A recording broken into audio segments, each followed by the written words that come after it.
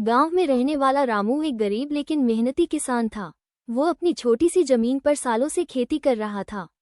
उसके पास सिर्फ एक बैल था जिसे उसने बहुत प्यार से पाला था। रामू की पत्नी गौरी और बेटा मुकेश भी खेतों में उसकी मदद करते थे। रामू का सपना था कि वो अपने बेटे को अच्छी शिक्षा दिलाए ताकि उसे खेती की तकलीफ न उठानी पड़े। लेकिन हालात कुछ और ही कह रहे थे। इस साल बारिश बहुत कम हुई थी और खेत सूखे पड़े थे। ऊपर से साहूकार रतनलाल का कर्ज भी उसके सिर पर था। अगर इस बार भी फसल खराब हुई तो उसकी जमीन बिक जाएगी। रामू ने हिम्मत नहीं हारी। उसने अपनी बची हुई जमा पूंजी से अच्छी बीज और खाद खरीदी और अपनी पूरी ताकत खेत में झोंक दी। हर सुबह सूरज निकलने से पहले वो खेत में होता और देर रात तक मेहनत करता। लेकिन मौसम उसकी मेहनत पर भारी पड़ रहा था। बारिश नहीं हो रही थी और कुएं का पानी भी सूख रहा था। गांव के बाकी किसान अपनी फसल छोड़ चुके थे, लेकिन रामू ने उम्मीद नहीं छोड़ी। तभी एक दिन गांव में एक अजनबी आया। वो धीरज बाबू नामक एक व्यापारी था जो किसानों की मदद करने का दावा कर रहा था। उसने कहा, अगर तुम्हारी फसल अच्छी हो तो मैं तुम्हारी पूरी उपज खरीद लूंगा, और वह भी अच्छे दाम पर। रामू के लिए ये किसी चमत्कार से कम नहीं था। उसे यकीन हो गया कि भगवान ने उसकी प्रार्थना सुन ली है। रामू और उसका परिवार दिन रात खेत में लगे रहे। गौरी ने घर के सारे काम छोड़कर रामू का साथ दिया।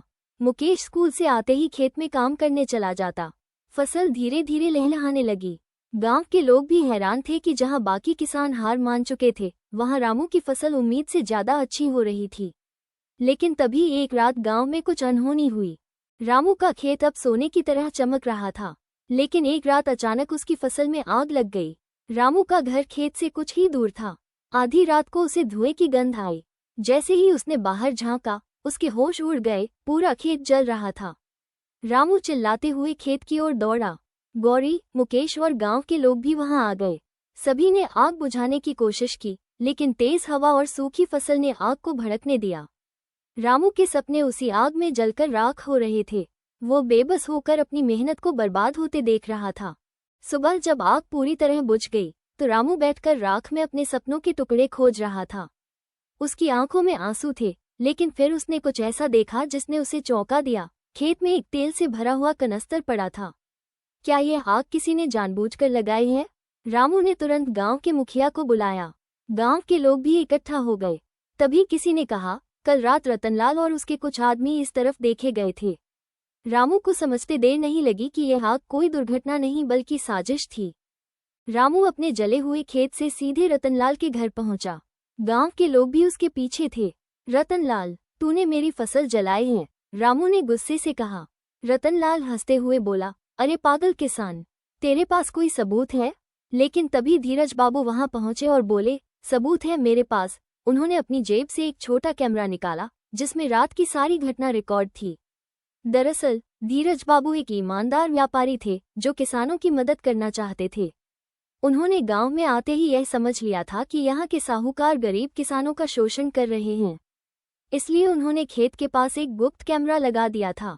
कैमरे में साफ दिख रहा था कि रतनलाल और उसके गुंडों ने खेत में तेल छिड़ककर आग लगाई थी। गांव के लोगों ने गुस्से में रतनलाल को पकड़ लिया और उसे पुलिस के हवाले कर दिया। सरकार ने रामू को मुआवजा देने का ऐलान किया और धीरज बाबू ने उसका पूरा कर्ज चुका दिया। इसके अलावा उन्होंने रामू को एक नई जमीन खरीदने में मदद की जहां वो फिर से खेती शुरू कर सकता था। रामू की मेहनत बेकार नहीं गई। उसने फिर से हिम्मत जुटाई और नए खेत में काम करना शुरू कर दिया। एक साल बाद रामू के खेत फिर से लहलहा रहे थे। इस बार उसने सिर्फ अपनी फसल नहीं उगाई, बल्कि गांव के बाकी किसानों को भी नई तकनीक और सरकारी योजनाओं के बारे में बताया, ताकि वे भी अपने पैरों पर खड़े हो सके। अब गांव के किसान साहूकारों के चंगुल से आज़ाद हो गए थे। मुकेश भी अब पढ़ाई कर रहा था और उसका सपना था कि वो बड़ा होकर किसानों की मदद करे।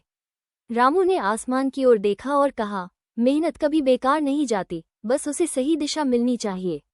और इस तरह मेहनती किसान रामू की कहानी संघर्ष से सफलता तक पहुंच गई।